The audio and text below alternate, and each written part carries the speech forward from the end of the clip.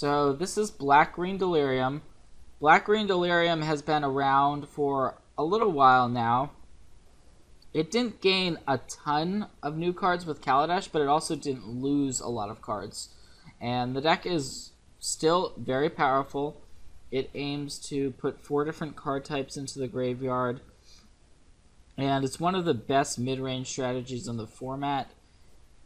Cards like Ishkana, Graph Widow can just completely take over the game for only a 5-mana investment. It's also got a ton of redundancy, so it's pretty likely to get Delirium. There's a few different cards that help enable that happening. The mana base is also pretty rock solid. It's a 2-color deck. Blooming Marsh is a new land that has been added from Kaladesh. There's only a single copy of Evolving Wilds, a host of basics, and of course Hissing Quagmire as the man land. And there's also Traverse the Ulvenwald. So beyond just the lands here, there's also Traverse the Ulvenwalds and Pilgrim's Eyes. So while you may look at the 23 lands and be like, well, there aren't enough lands, there's actually a ton of ways to just hit your land drops. So the deck almost always is going to be able to hit land drops 4, 5, and 6 if it wants to. So talking about Traverse the Ulvenwald, this card is so versatile, and this is perhaps the best deck in the format to play Traverse the Ulvenwald. It's a land early. It puts a sorcery in the graveyard, and there aren't that many sorceries in the deck. And then later, it just finds your best card. It finds a creature like a Noxious Gearhulk, like an Emrakul, the Promised End, Ishkana, Graph Widow, Kaladesh, Trader of Get, whatever you want to get or need to get at a specific time. Traverse the Ulvenwald can find you that card as long as you are Delirious. Vessel of Nascency, it's an enabler. It helps because it's an enchantment that goes to the graveyard very easily, and it helps put cards in the graveyard easily, and then you can get back anything, including a land, but normally you will get back a creature with it. There's 1 copy of Deadweight, so there's 3 enchantments in the deck.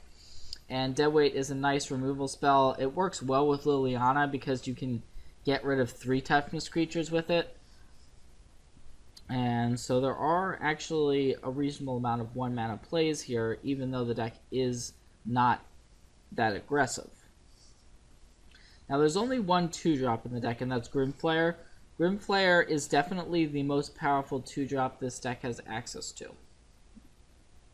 There are not any Sylvan Advocates in this list. There are in some other ones, but I like just going with the Grimflayers, and this is the perfect card to help enable Delirium. And once you do become Delirious, this card, the stats become better, it becomes a better blocker, and a 4/4 trample for 2 mana is no joke. Being able to stack your deck, basically, or put one of the top 3 cards on top of your deck and then mill the other ones if you want to, or mill all 3. It's just a really nice effect after hitting the opponent. It helps you helps smooth out your draws very nicely. Grapple with the Past is a card that also helps put cards in your graveyard.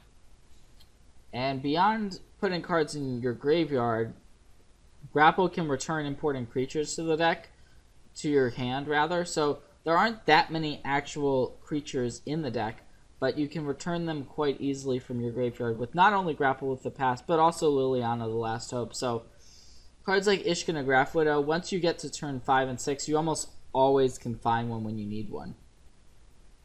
And there's 4 Grasp of Darkness because you really do need early removal to keep up with the aggressive decks. And once you kill off the opposing threats in those matchups, you'll find that the threats out of the Black-Green Delirium deck are just way more powerful than what the aggressive decks are capable of putting on the table. So Grasp of Darkness, 2 mana, removal spell, gets rid of Avacyn, gets rid of Smuggler's Copter. It basically gets rid of all the threats you really want to get rid of for only a 2 mana investment. And once we get to are 3-drops, you see Pilgrim's Eye as the artifact of choice in this list.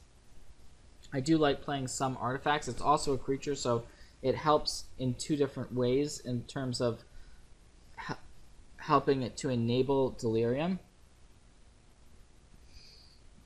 There's also 1 copy of Tireless Tracker here, which may seem weird to have only a single Tireless Tracker, but we do have Traverse, which sometimes you just want to traverse for a Tireless Tracker.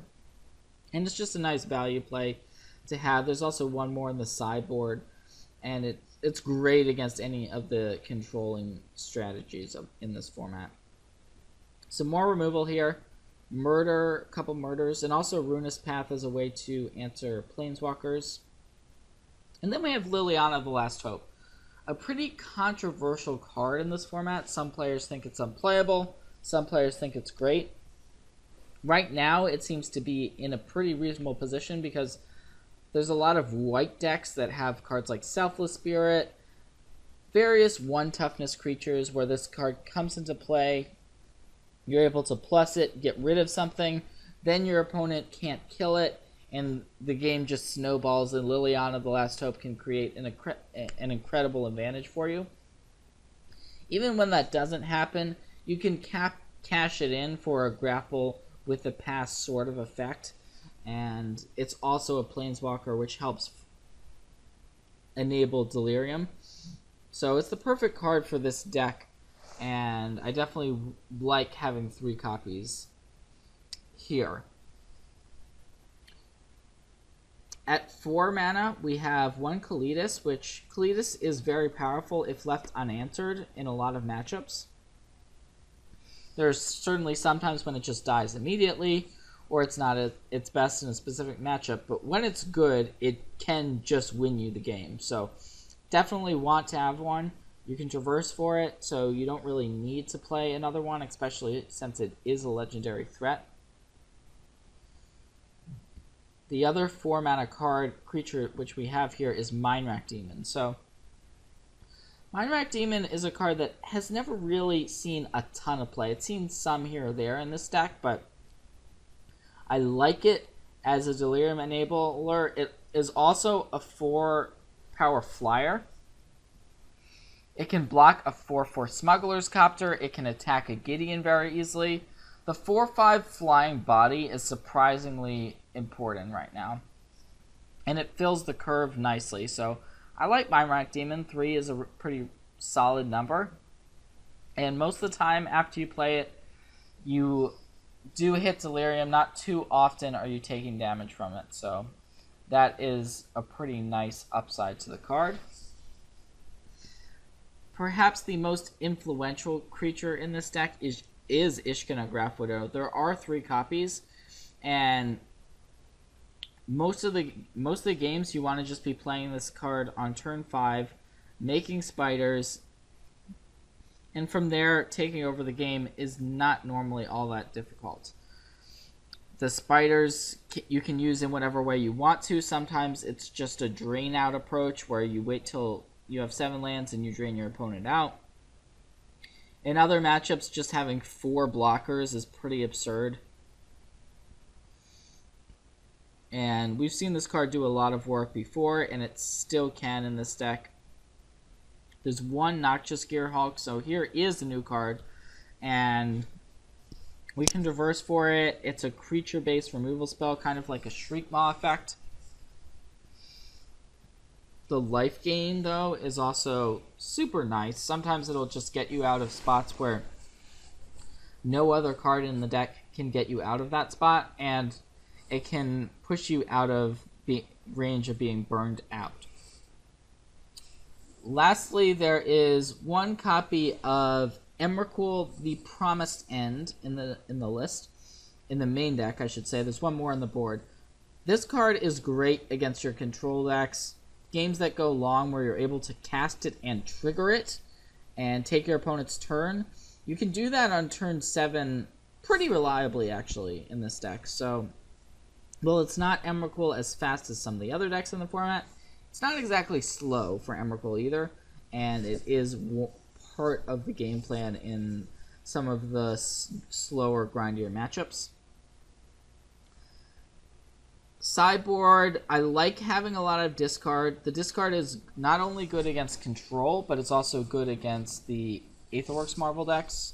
So just being able to take away the opponent's best card with a Pick the Brain or a Transgress the Mind can just completely change the game around in your favor after board. And this is in presumably a matchup that isn't great, where these discard spells come in, so that makes these cards even more important because they help turn around your bad matchups. Natural State and the Appetite for the Unnatural are your artifact and enchantment removal spells.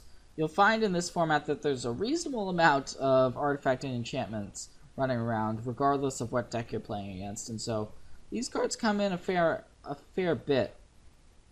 Natural State is, of course, the cheaper one, but Appetite for the Unnatural is the more versatile one, which also comes with a life gain attached to it, so I like having a mix of both.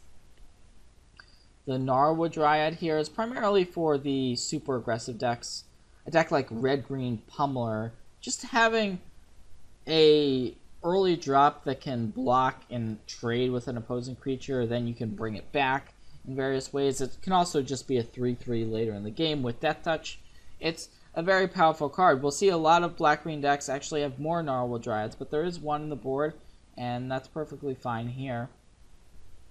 To the Slaughter, another versatile card that can basically come in just about any matchup, because there's going to be a lot of decks that are trying to put Planeswalkers on the board against you, and this is one of the best ways of dealing with Planeswalkers, of course, and a lot of times you are delirious, and then you can just hit a creature as well, gain a tremendous amount of value with this card. And then there's also Flaying Tendrils. Against the very aggressive decks, you really want this. The go wide decks with tokens, Flaying Tendrils is basically the best Wrath effect that this deck has early in the game. Once you get to 5, you're already casting Ishkana, so really having a way to bridge the gap from 3 to 5 is really nice. Flaying Tendrils just sweeps away opposing creatures, and notably, those creatures get exiled. So a card like Scrap Heap Scrounger is not going to fare too well against the Flaying Tendrils. There's another Tireless Tracker for the control matchups, another Emrakul for the same sort of matchups, and because there are various ways of exiling the first one, having the second one can actually be the deciding factor in some games. And then one Distended Mindbender also for control matchups. It comes in, you don't really have that many creatures you want to emerge off of, but when you do emerge off of a Pilgrim's Eye, for instance, it does feel really good. So that's the Sideboard. Pretty versatile deck. For only a 2-color combination, there really are a lot of cards to choose between, and that's part of the reason why we see so many black-green decks doing well right now.